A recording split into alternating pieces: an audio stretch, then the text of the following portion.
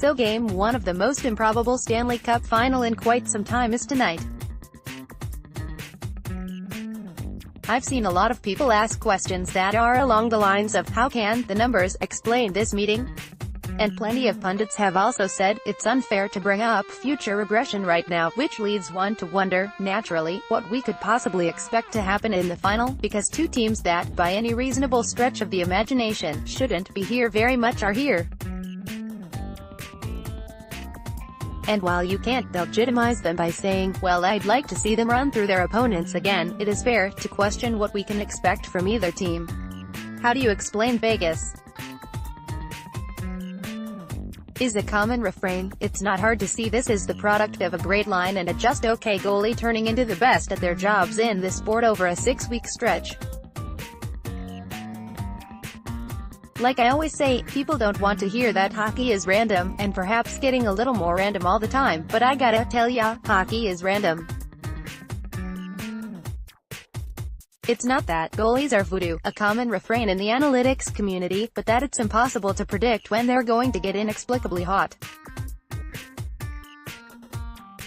Just about any goaltender can have 12 to 15 games of .940 plus hockey.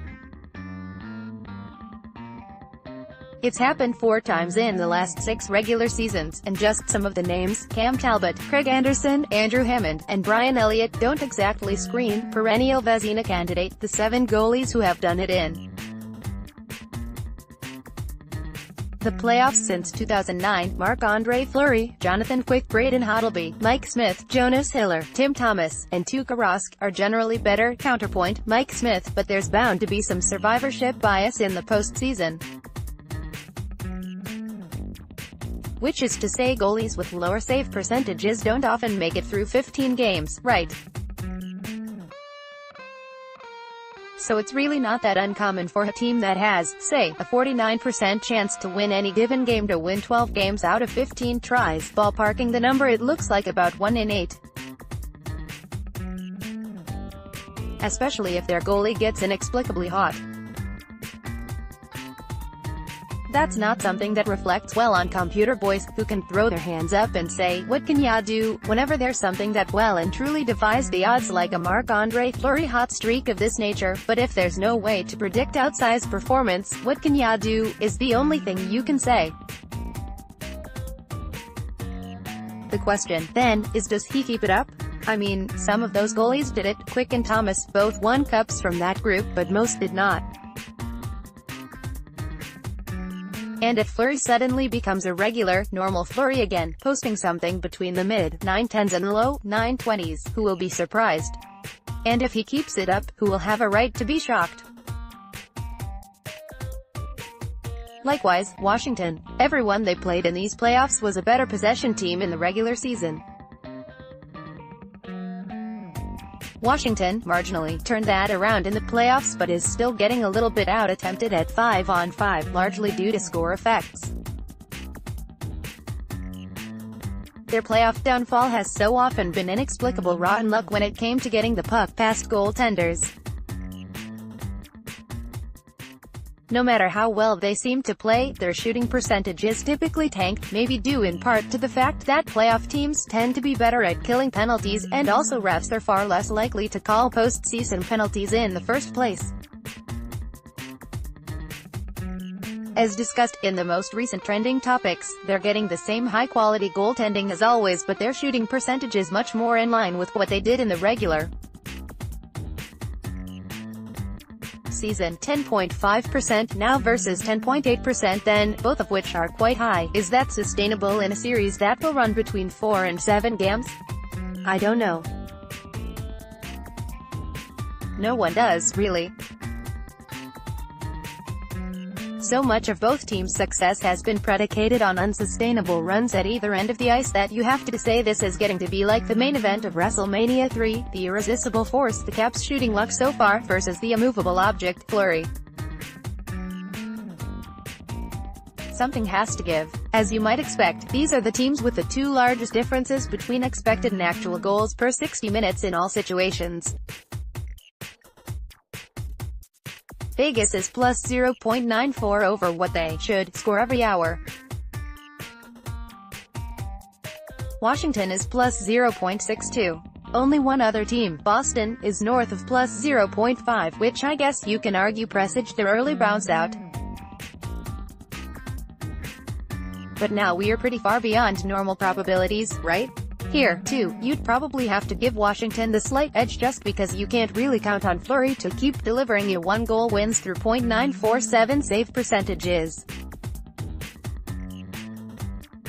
But it could happen. And if it happens, there's no way you can say, I'd like to see them do that again, because of course they could not.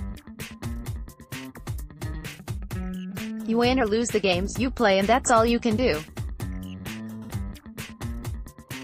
To ask for relitigation on every bounce of the puck is idiotic, but that doesn't mean both teams aren't supremely lucky to have gotten this far. In every sport, over a long enough timeline, the best teams win the most games, and that's true in hockey as well. Pull up a list of the best regular season records over any 3-year period since the NHL got advanced stats, and the top 5 in winning percentage are going to look more or less like the top 5 in 5-on-5 CF%. That's another thing we don't need to relitigate. But to really get under the hood and look for reasons beyond randomness that Vegas and Washington got here? Like we all know Marc-Andre Fleury is why Vegas got here. We all know the Caps keeping up their hot shooting for once is why Washington got here. What else is there to investigate? You want numbers to explain this? It's not hard. Most hockey games are very slightly weighted coin flips, and it's like Smooth Jimmy Apollo says, when you're right 52% of the time, you're wrong 48% of the time. People want to ascribe deeper meaning to it than that. They want to figure out the why of it, and in the playoffs especially, you really can't. What we learned playoff edition Vegas Golden Knights. I know a lot of people have talked about how long of a layoff this has been for Vegas and how that might affect them. I'm kinda dubious that it will at all, because what's the tangible difference in rust you're going to develop over 9 days versus the Capitals' 5? If they went right into the Cup Final, say, on Saturday after the Caps won on Wednesday, that might have been a thing, but if it's 9 days off versus 5, I'm less inclined to believe in it.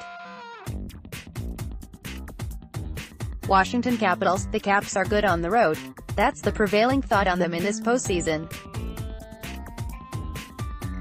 Which is interesting because their underlying numbers at home are very good, and on the road they're a little underwater.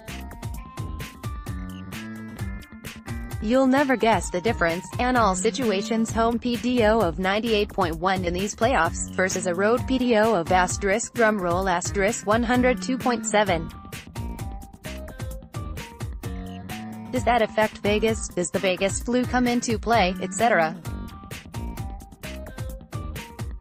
Etc. etc. I mean, maybe. But also, maybe not. Play of the weekend. Here were no plays this weekend, so here's that Ovechkin one-timer from Game 7 again. Pretty good. Gold Star Award. Here's a fun stat. Vegas and Washington have both committed more penalties than they've drawn in these playoffs. Doesn't seem like that should be a thing, but here we are. Minus of the weekend. Is John Van Beesbrook higher? I dunno.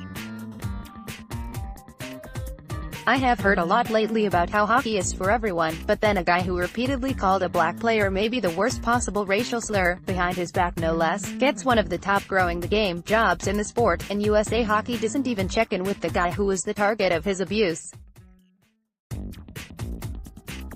Folks, it's pretty bad. Perfect HF Board's trade proposal of the week. Zabrska bound is doing a classic mix-em up to Buffalo, RNH, Galchenyuk to Montreal, ROR, 10th OV pick to Edmonton, 3rd OV pick, Buffalo's 3rd round pick, David Schlemko, 2 years at $2.1 million, and Nathan Beaulieu, 1 year at $2.4 million, sign off Aurora Borealis. Ryan Lambert is a Puck Daddy columnist. His email is here and his Twitter is here. All stats via Corsica unless otherwise noted.